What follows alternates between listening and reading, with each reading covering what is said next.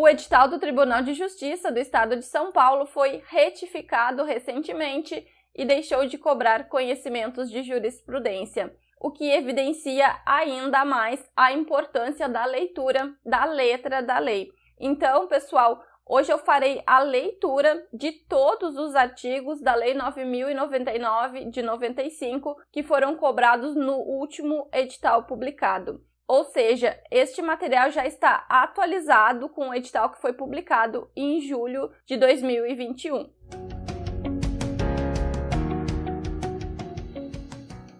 Seja bem-vindo, meu nome é Natália. Toda semana eu compartilho aqui no canal diversos materiais e conteúdos direcionados para concursos públicos, então não deixe de fazer a sua inscrição no canal e de ativar as notificações para que você seja avisado sempre que eu publicar novo vídeo, novos conteúdos. Pessoal, o vídeo de hoje será direcionado exclusivamente para a leitura dos artigos da Lei 9.099 de 95, que é a lei que trata dos juizados especiais cíveis e criminais. Então, no vídeo de hoje, eu irei ler tanto os artigos que constam lá na parte de direito processual civil, como os artigos que constam na parte de direito processual penal, ou seja, um vídeo bem completo. E conforme eu já comentei com vocês em outros vídeos, com o edital publicado, nada melhor do que incluir nos seus estudos legislação em áudio, para que você possa estudar em diversos momentos do seu dia a dia, como por exemplo no ônibus, na academia, e assim otimizar o seu tempo de estudos. Mas vamos lá então, eu vou colocar a letra da lei na tela para vocês. Lei 9.099 de 1995, que dispõe sobre os juizados especiais cíveis e criminais. Dos juizados especiais cíveis, seção 1 da competência. Artigo 3º. O juizado especial cível tem competência para conciliação, processo e julgamento de causas cíveis de menor complexidade, assim consideradas. Inciso 1º. As causas cujo valor não exceda a 40 vezes o salário mínimo. Inciso 2º, as enumeradas no artigo 275, inciso 2º, do Código de Processo Civil. Inciso 3º, a ação de despejo para uso próprio. Inciso 4º, as ações possessórias sobre bens imóveis de valor não excedente ao fixado no inciso 1º deste artigo. Parágrafo 1º. Compete ao juizado especial promover a execução, inciso 1º, dos seus julgados, inciso 2º, dos títulos executivos extrajudiciais no valor de até 40 vezes o salário mínimo, observado o disposto no parágrafo 1º do artigo 8º desta lei. Parágrafo 2º.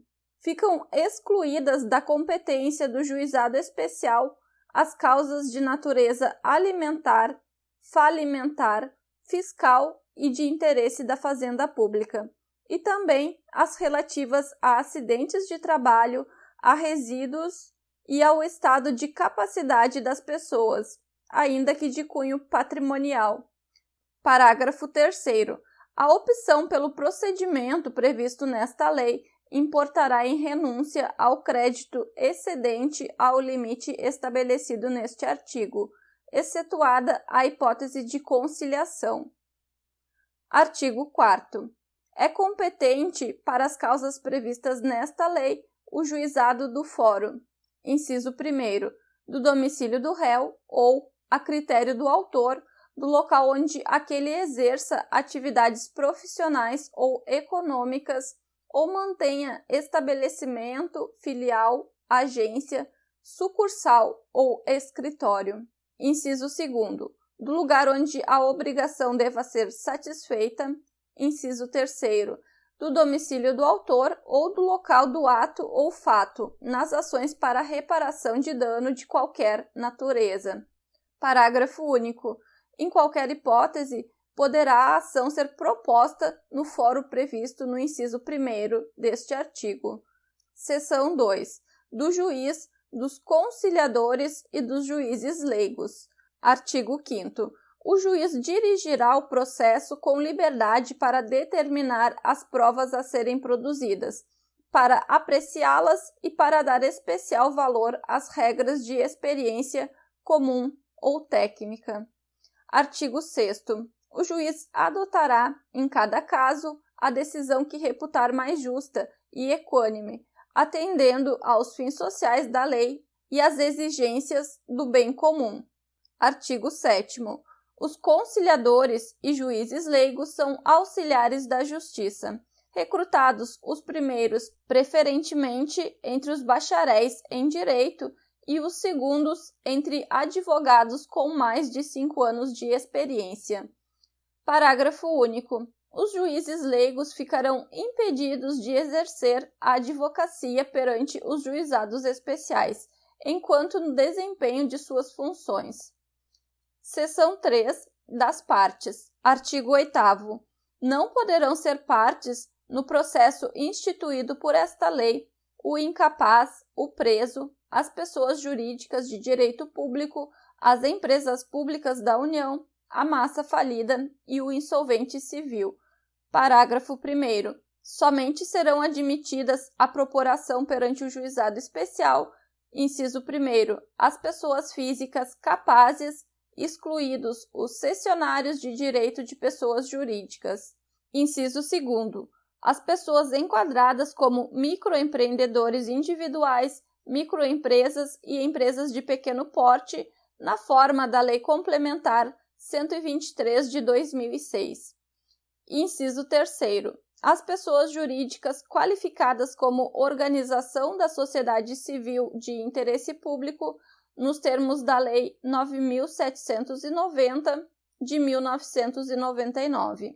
Inciso 4º, as sociedades de crédito ao microempreendedor, nos termos do artigo 1º da Lei 10.194 de 2001. Parágrafo 2º.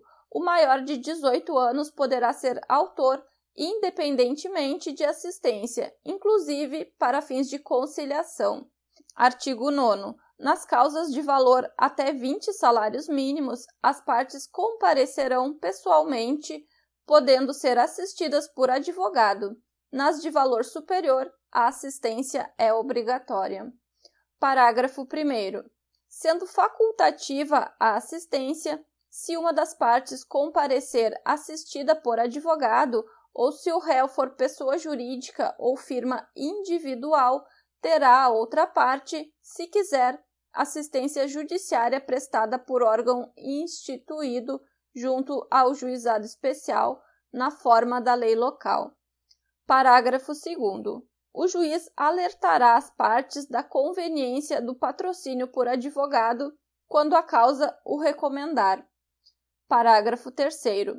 O mandato ao advogado poderá ser verbal, salvo quanto aos poderes especiais. Parágrafo 4º. O réu, sendo pessoa jurídica ou titular de firma individual, poderá ser representado por preposto credenciado, munido de carta de preposição com poderes para transigir, sem haver necessidade de vínculo empregatício. Artigo 10º. Não se admitirá no processo qualquer forma de intervenção de terceiro nem de assistência. Admitir-se-á o litisconsórcio. Artigo 11. O Ministério Público intervirá nos casos previstos em lei. Seção 4 dos atos processuais. Artigo 12. Os atos processuais serão públicos e poderão realizar-se em horário noturno, conforme dispuserem as normas de organização judiciária. Artigo 12-A. Na contagem de prazo em dias, estabelecido por lei ou pelo juiz, para a prática de qualquer ato processual, inclusive para a interposição de recurso, computar-se-ão somente os dias úteis. Artigo 13. Os atos processuais serão válidos sempre que preencherem as finalidades para as quais forem realizados, atendidos os critérios indicados no artigo 2º desta lei. Parágrafo 1º. Não se pronunciará qualquer nulidade sem que tenha havido prejuízo. Parágrafo 2º. A prática de atos processuais em outras comarcas poderá ser solicitada por qualquer meio idôneo de comunicação. Parágrafo 3º. Apenas os atos considerados essenciais serão registrados resumidamente em notas manuscritas, datilografadas, taquigrafadas ou estenotipadas. Os demais atos poderão ser gravados em fita magnética ou equivalente, que será inutilizada após o trânsito em julgado da decisão. Parágrafo 4º. As normas locais disporão sobre a conservação das peças do processo e demais documentos que o instruem. Seção 5. Do pedido. Artigo 14. O processo instaurar-se-á com a apresentação do pedido, escrito ou oral, à Secretaria do Juizado. Parágrafo 1º. Do pedido constarão, de forma simples e em linguagem acessível, inciso 1º, o nome, a qualificação e o endereço das partes. Inciso 2º, os fatos e os fundamentos, de forma sucinta. Inciso 3º, o objeto e o seu valor. Parágrafo 2º. É lícito formular pedido genérico quando não for possível determinar desde logo a extensão da obrigação. Parágrafo 3º. O pedido oral será reduzido a escrito pela Secretaria do Juizado, podendo ser utilizado o sistema de fichas ou formulários impressos. Artigo 15. Os pedidos mencionados no artigo 3º desta lei poderão ser alternativos ou cumulados, nesta última hipótese, desde que conexos e a soma não ultrapasse o limite fixado naquele dispositivo. Artigo 16. Registrado o pedido, independentemente de distribuição e de autuação, a Secretaria do Juizado designará a sessão de conciliação a realizar-se no prazo de 15 dias. Artigo 17. Comparecendo inicialmente ambas as partes, instaurar-se-á, desde logo, a sessão de conciliação, dispensados o registro prévio de pedido e a citação. Parágrafo único. Havendo pedidos contrapostos, poderá ser dispensada a contestação formal e ambos serão apreciados na mesma sentença. Seção 6. Das citações e intimações. Artigo 18. A citação far-se-á, inciso 1º, por correspondência com aviso de recebimento em mão própria. Inciso 2º, tratando-se de pessoa jurídica ou firma individual, mediante entrega ao encarregado da recepção, que será obrigatoriamente identificado. Inciso 3º, sendo necessário por oficial de justiça, independentemente de mandado ou carta precatória. Parágrafo 1º. A citação conterá cópia do pedido inicial, dia e hora para comparecimento do citando e advertência de que, não comparecendo este, considerar-se-ão verdadeiras as alegações iniciais e será proferido julgamento de plano. Parágrafo 2º. Não se fará citação por edital. Parágrafo 3º. O comparecimento espontâneo suprirá a falta ou a nulidade da citação. Artigo 19. As intimações serão feitas na forma prevista para a citação ou por qualquer outro meio idôneo de comunicação. Parágrafo 1º. Dos atos praticados na audiência, considerar-se-ão desde logo cientes as partes.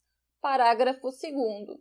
As partes comunicarão ao juízo as mudanças de endereço ocorridas no curso do processo, reputando-se eficazes as intimações enviadas ao local anteriormente indicado na ausência de comunicação. Capítulo 3º dos Juizados Especiais Criminais. Disposições Gerais. Artigo 60. O Juizado Especial Criminal provido por juízes togados ou togados e leigos, tem competência para a conciliação, o julgamento e a execução das infrações penais de menor potencial ofensivo, respeitadas as regras de conexão e continência. Parágrafo único. Na reunião de processos perante o juízo comum ou o tribunal do júri, decorrentes da aplicação das regras de conexão e continência, observar-se-ão os institutos da transação penal e da composição dos danos civis. Artigo 61. Consideram-se infrações penais de menor potencial ofensivo, para os efeitos desta lei, as contravenções penais e os crimes a que a lei comine pena máxima não superior a 2 anos, cumulada ou não, com multa. Artigo 62. O processo perante o juizado especial orientar-se-á pelos critérios da oralidade, simplicidade, informalidade, economia processual e celeridade, objetivando, sempre que possível, a reparação dos danos sofridos pela vítima e a aplicação de pena não privativa de liberdade. Seção 1 da competência e dos atos processuais. Artigo 63. A competência do juizado será determinada pelo lugar em que foi praticada a infração penal. Artigo 64. Os atos processuais serão públicos e poderão realizar-se em horário noturno e em qualquer dia da semana, conforme dispuserem as normas de organização judiciária. Artigo 65. Os atos processuais serão válidos sempre que preencherem as finalidades para as quais foram realizados, atendidos os critérios indicados no artigo 62 desta lei. Parágrafo 1º. Não se pronunciará qualquer nulidade sem que tenha havido prejuízo. Parágrafo 2º. A prática de atos processuais em outras comarcas poderá ser solicitada por qualquer meio de comunicação. Parágrafo 3º. Serão objeto de registro escrito exclusivamente os atos havidos por essenciais. Os atos realizados em audiência de instrução e julgamento poderão ser gravados em fita magnética ou equivalente. Artigo 66. A citação será pessoal e far-se-á no próprio juizado sempre que possível ou por mandado. Parágrafo único. Não encontrado o acusado para ser citado, o juiz encaminhará as peças existentes ao juízo comum para a adoção do procedimento previsto em lei. Artigo 67. A intimação far-se-á por correspondência com aviso de recebimento pessoal ou, tratando-se de pessoa jurídica ou firma individual, mediante entrega ao encarregado da recepção, que será obrigatoriamente identificado, ou, sendo necessário, por oficial de justiça, independentemente de mandado ou carta precatória, ou ainda por qualquer meio idôneo de comunicação.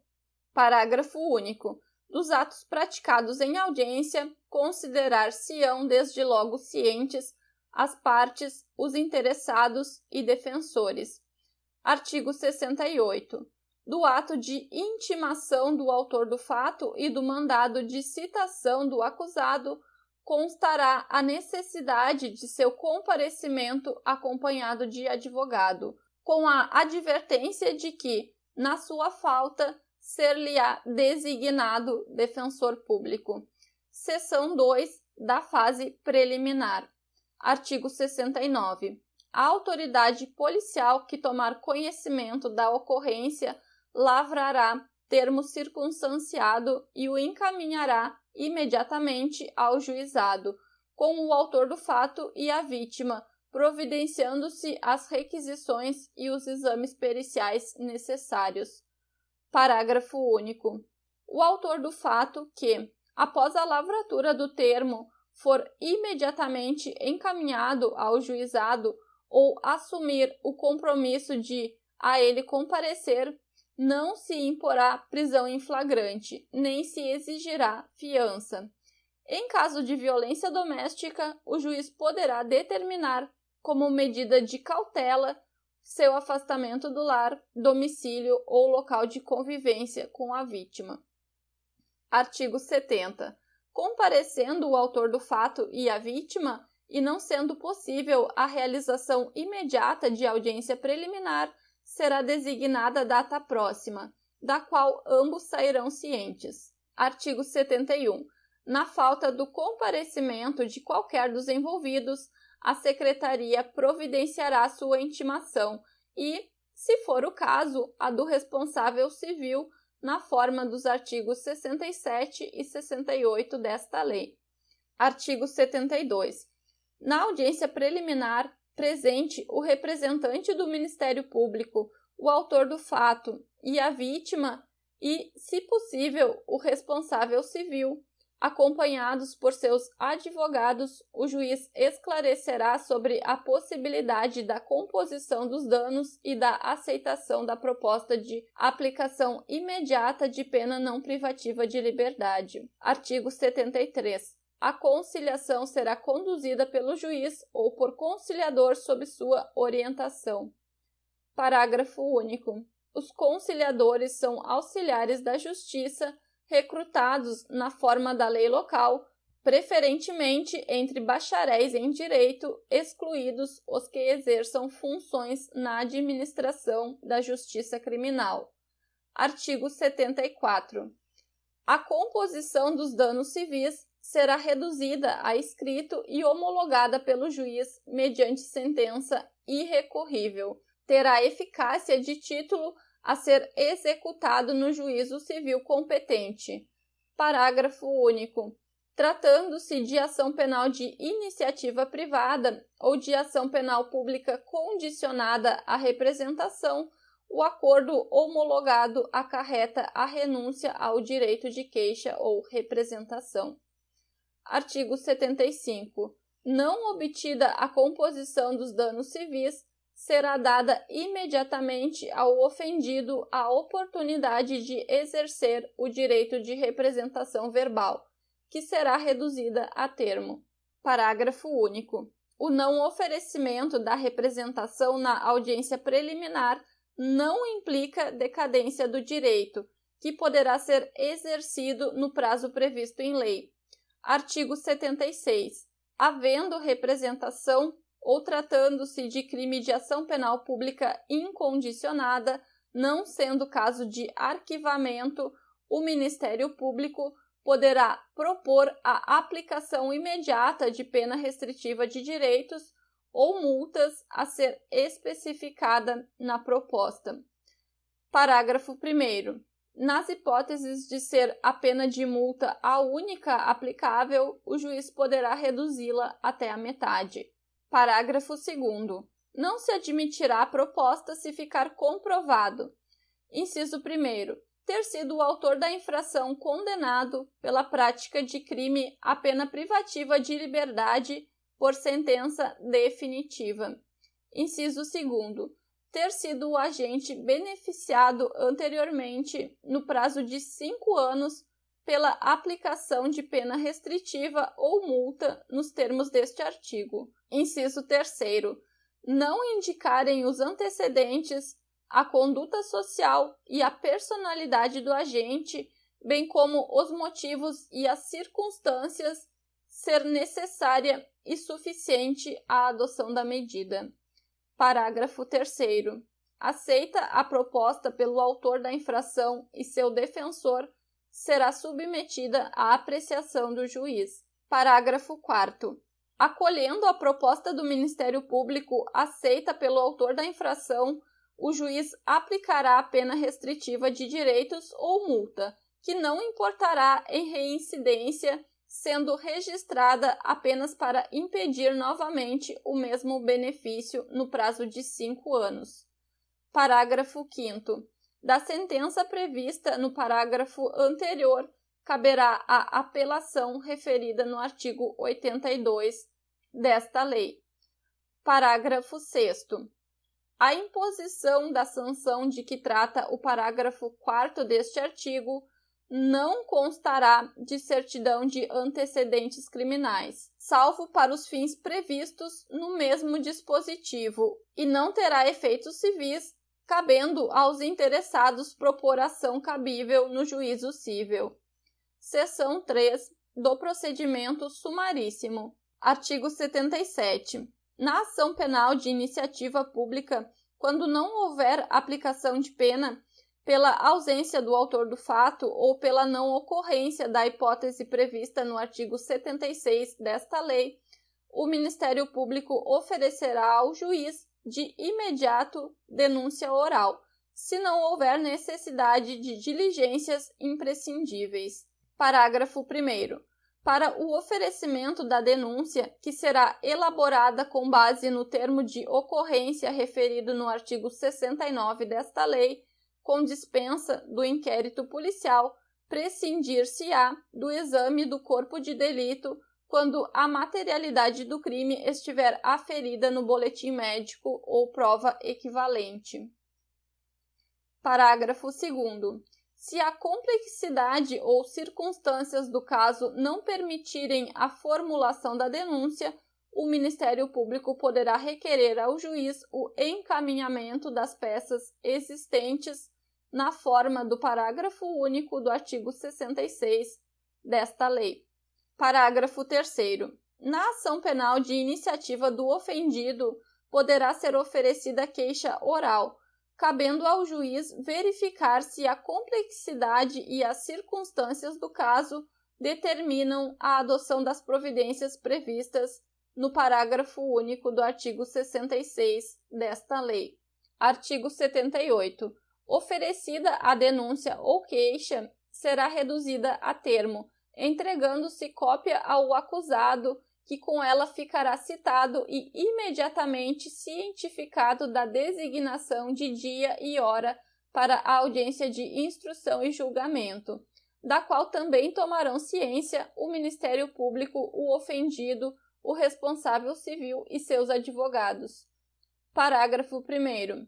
Se o acusado não estiver presente, será citado na forma dos artigos 66 e 68 desta lei, e cientificado da data da audiência de instrução e julgamento, devendo a ela trazer suas testemunhas ou apresentar requerimento para intimação, no mínimo 5 dias antes da sua realização. Parágrafo 2º.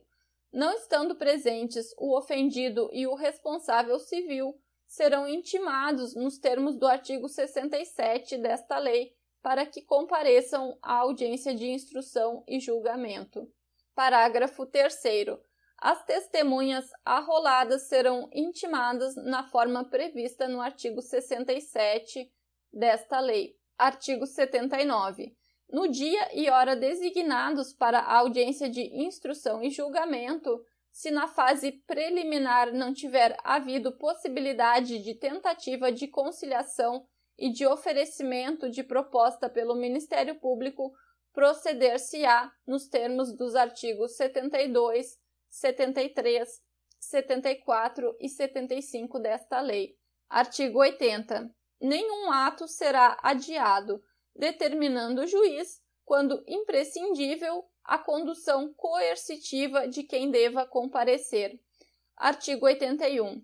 Aberta a audiência, será dada a palavra ao defensor para responder à acusação, após o que o juiz receberá ou não a denúncia ou a queixa. Havendo recebimento, serão ouvidas a vítima e as testemunhas de acusação e defesa, interrogando-se a seguir o acusado, se presente, passando-se imediatamente aos debates orais e à prolação da sentença. Parágrafo 1º. Todas as provas serão produzidas na audiência de instrução e julgamento, podendo o juiz limitar ou excluir as que considerar excessivas, impertinentes ou protelatórias. Parágrafo 2º. De todo o ocorrido na audiência será lavrado termo, assinado pelo juiz e pelas partes, contendo breve resumo dos fatos relevantes ocorridos em audiência e a sentença. Parágrafo 3º. A sentença, dispensado o relatório, mencionará os elementos de convicção do juiz. Artigo 82. Da decisão de rejeição da denúncia ou queixa e da sentença caberá a apelação, que poderá ser julgada por turma composta por 3 juízes em exercício no primeiro grau de jurisdição, reunidos na sede do juizado. Parágrafo 1º. A apelação será interposta no prazo de 10 dias, contados da ciência da sentença pelo Ministério Público, pelo réu e seu defensor, por petição escrita, da qual constarão as razões e o pedido do recorrente. Parágrafo 2º. O recorrido será intimado para oferecer resposta escrita no prazo de 10 dias. Parágrafo 3º. As partes poderão requerer a transcrição da gravação da fita magnética a que alude o parágrafo 3º do artigo 65 desta lei. Parágrafo 4º. As partes serão intimadas da data da sessão de julgamento pela imprensa. Parágrafo 5º. Se a sentença for confirmada pelos próprios fundamentos, a súmula do julgamento servirá de acórdão. Artigo 83. Cabem embargos de declaração quando, em sentença ou acórdão, houver obscuridade, contradição ou omissão. Parágrafo 1º. Os embargos de declaração serão opostos por escrito ou oralmente, no prazo de 5 dias contados da ciência da decisão. Parágrafo 2º. Os embargos de declaração interrompem o prazo para interposição de recurso. Parágrafo 3º. Os erros materiais podem ser corrigidos de ofício. Disposições finais. Artigo 88. Além das hipóteses do Código Penal e da legislação especial, dependerá de representação a ação penal relativa aos crimes de lesões corporais leves e lesões culposas. Artigo 89. Nos crimes em que a pena mínima cominada for igual ou inferior a 1 ano, abrangidas ou não por esta lei, o Ministério Público, ao oferecer a denúncia, poderá propor a suspensão do processo por 2 a 4 anos, desde que o acusado não esteja sendo processado ou não tenha sido condenado por outro crime, presentes os demais requisitos que autorizariam a suspensão condicional da pena. Parágrafo 1º. Aceita a proposta pelo acusado e seu defensor, na presença do juiz, este, recebendo a denúncia, poderá suspender o processo, submetendo o acusado a período de prova sob as seguintes condições. Inciso 1º. Reparação do dano, salvo impossibilidade de fazê-lo. Inciso 2º. Proibição de frequentar determinados lugares. Inciso 3º. Proibição de ausentar-se da comarca onde reside, sem autorização do juiz. Inciso 4º. Comparecimento pessoal e obrigatório a juízo mensalmente para informar e justificar suas atividades. Parágrafo 2º. O juiz poderá especificar outras condições a que fica subordinada a suspensão, desde que adequadas ao fato e à situação pessoal do acusado. Parágrafo 3º. A suspensão será revogada se, no curso do prazo, o beneficiário vier a ser processado por outro crime ou não efetuar, sem motivo justificado, a reparação do dano. Parágrafo 4º. A suspensão poderá ser revogada se o acusado vier a ser processado, no curso do prazo, por contravenção ou descumprir qualquer outra condição imposta. Parágrafo 5º. Expirado o prazo sem revogação, o juiz declarará extinta a punibilidade. Parágrafo 6º. Não correrá a prescrição durante o prazo de suspensão do processo. Parágrafo 7º. Se o acusado não aceitar a proposta prevista neste artigo, o processo prosseguirá em seus ulteriores termos. E assim nós concluímos a leitura dos artigos da Lei 9.099 de 95. Espero que vocês tenham gostado do vídeo. Não deixem de se inscrever no canal, de curtir, de comentar os vídeos. Me sigam também no Instagram e bons estudos!